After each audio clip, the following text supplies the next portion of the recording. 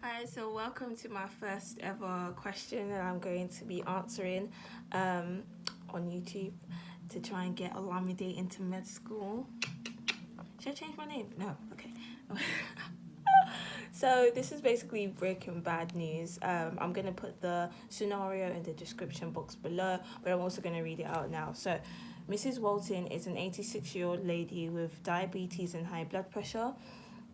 She has been more forgetful over the last few months and has had some recent tests which confirms that she has Alzheimer's dementia. She has arrived in your clinic for the test results. Please break the bad news to her. So I would first start to ensure that we are in a quiet place with no disturbances and that she's comfortable. I will then confirm her name and date of birth. I then go on to ask if she would like anyone, if she came with anyone or she would like someone with her as I talk through the test results. I would then go on to ask if anybody has told her about, discussed with her about the test results, updated her in any kind of way. Depending on her answer, if for example she says no, I would then go on to say, well, unfortunately I do have bad news. The test results have come back. Would you like me to tell you some more about it? If she says yes, I would then go on to say, the test came back that you have, the tests have confirmed that you have Alzheimer's dementia. I'm very, very sorry. And then depending on her reaction, just empathy, making sure that good eye contact, leaning in, knees towards the patient, tissue if needed.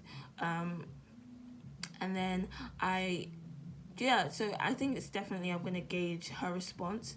If I feel like she is in a state where she can make a decision, I would then go on to ask whether she understands what Alzheimer's dementia is. If she doesn't, I would then go on to say that it is a progressive disease that is long term and it can affect your memory, effects, and eventually it can affect your daily activities. For example, driving, you would probably have to go to the DVLA, but then sort of comfort the patient by telling her that she has a great multidisciplinary team behind her, full of nurses and doctors to help her manage her symptoms and help her with with the steps through the disease. And then I will go on to basically, if she's in a good state, not good, but if she's in a state that she can understand what I'm saying and give me a coherent answer, I will ask her to summarize what I've said just so that she understands. And then I would summarize by saying, today we've discussed that you have Alzheimer's dementia and that we're going to wait for the doctor to discuss the treatment plan, and that if she has, and ask if she has any questions for me. That's what I would probably end with. So yeah, that's how I would break bad news. Trying to figure out if I've left anything out. No,